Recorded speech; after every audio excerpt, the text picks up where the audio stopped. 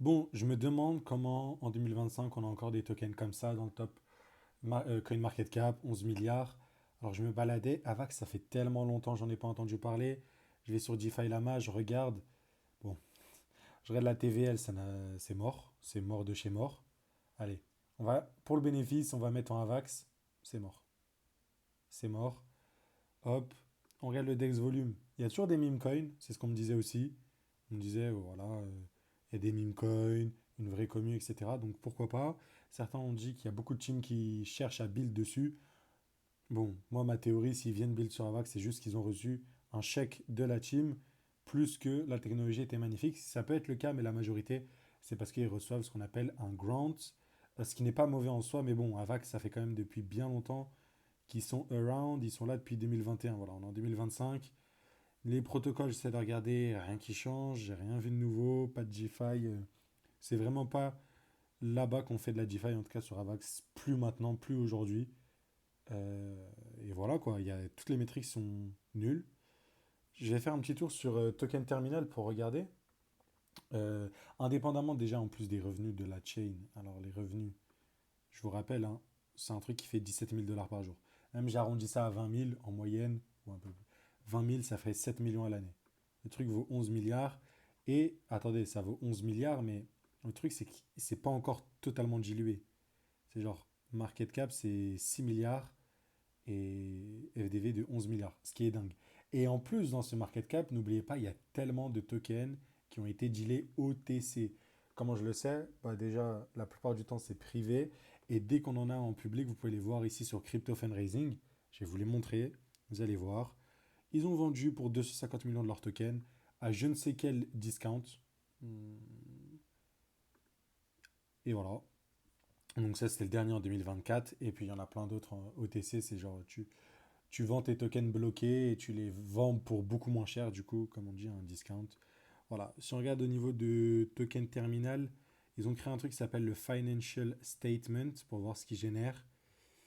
A priori, en juin 2020, alors on va prendre mai, ils ont fait 500 000 en mai. Ouais, voilà, 500 000, vous annualisez. C'est voilà, c'est ce que je disais, c'est autour des 7 millions. Et encore, hein, ils ont eu des mois beaucoup plus difficiles. Ok.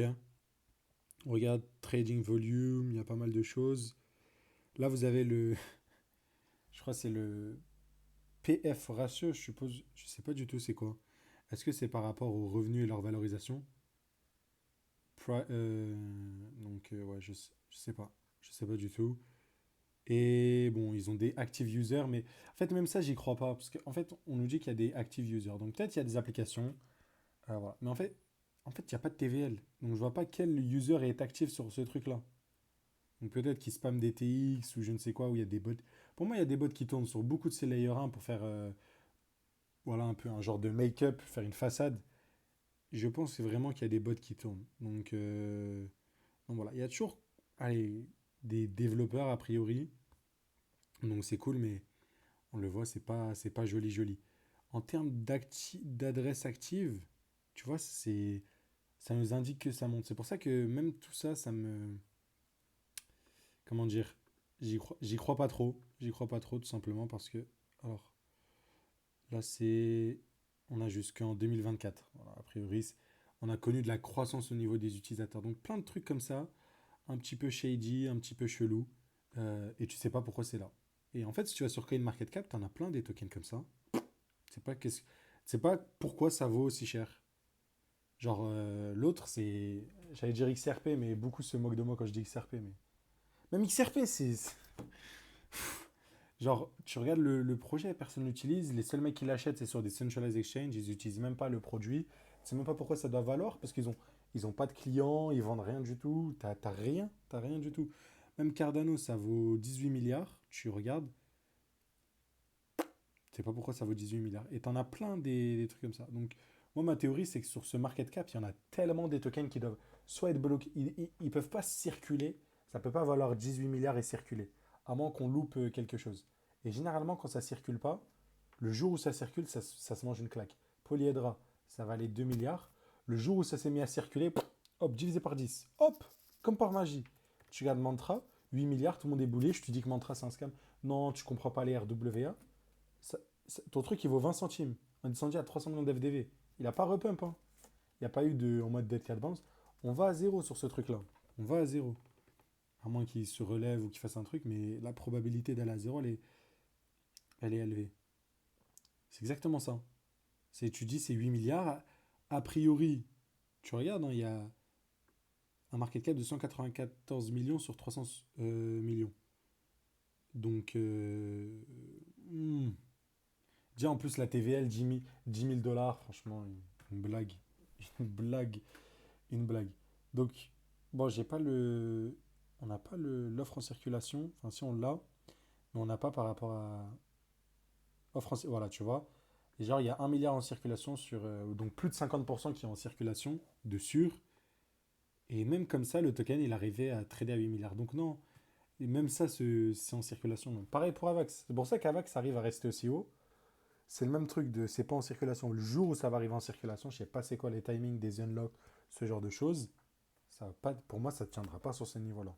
Un autre, pareil, on peut aller dans le. On peut rester dans le top 10. Il y a IP de Story Protocol. C'est pas ce qu'il fait à 2 milliards. Ce truc-là à 116 milliards. Donc là, vous allez me dire, il y a 116 milliards de tokens XRP qui circulent, personne qui vend. Si vraiment il y avait autant de tokens qui circulaient, j'ai même envie de mettre ma main à couper que ça ne se traderait pas à ce prix-là. Je peux comprendre la débilité, ce genre de choses, mais sur XRP, c'est juste ça. Pareil sur Shiba Inu, si ça a pump, c'est qu'il y a un pourcentage de la supply qui ne circulait pas, quoi. Pour les, le seul truc qui me fait me remettre en question, c'est des trucs comme Dodge. Où en market cap, on arrive à monter sur des trucs délirants. Est-ce que c'est parce que Trump est assez influent ou je ne sais quoi? Bref, mais même dans tous les cas, même dès qu'on arrive dans ces valeurs-là, t'as vu, on reste quelques jours et c'est fini. XRP, ce truc-là, regardez le market cap, ça fait quand même bien bien longtemps qu'on reste au-dessus des 100 milliards. Déjà même à 30 milliards, je trouvais ça très très cher. Voilà, et il y en a plein des trucs, je sais pas pourquoi. Pareil, Chainlink, j'aime bien Chainlink, mais ils ont quand même une place dominante au niveau des oracles et de ce qu'ils font. Mais au niveau de ce qu'ils génèrent, c'est. En vrai, 7 milliards, ça va encore. Ça va, 7 milliards, on va dire. On va dire. Mais pareil, c'est une supply qui circule pas pour trader aussi haut, je trouve. Je trouve que de plus en plus, je trouve que les valorisations sont élevées.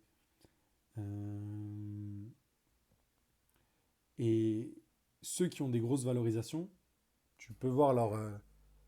Tu vois, Hype, tu connais la supply qui circule, tu la connais. Celle d'Ether, tu la connais. Tu vois, il n'y a pas de truc lugubre comme XRP. Même Solana, je compterais dans. Tu connais la supply qui circule. Même s'il y a beaucoup de deal OTC et de locked supply, c'est pour ça que c'est aussi haut. Mais voilà quoi. Et tu en as plein des tokens comme ça. BGB, tu sais pas ce qu'il fait à 4 milliards. Dès que c'est centralisé, dès que c'est une entité qui contrôle le supply, ça te fait des trucs de zinzin. Et tu sais pas pourquoi le truc Avalanche, il est aussi haut. Donc voilà, c'était la petite réflexion que je voulais vous partager. Honnêtement, on verra peut-être dans 2 ans. Alors, on reviendra sur cette vidéo peut-être.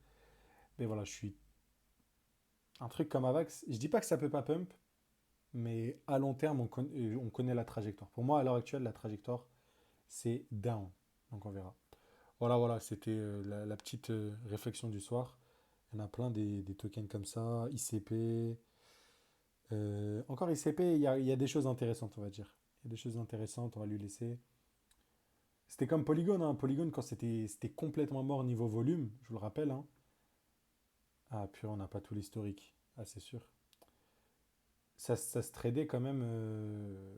Ça se tradait plus bas. Ça se tradait plus bas. Enfin, ça se tradait plus haut, pardon.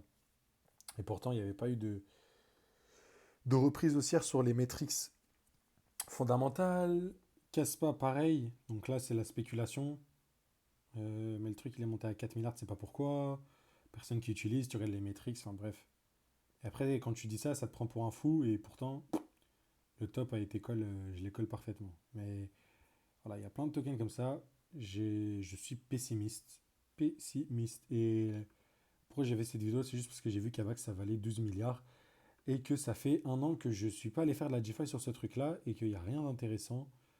Et voilà, voilà. Allez, Très bonne journée, à très très vite.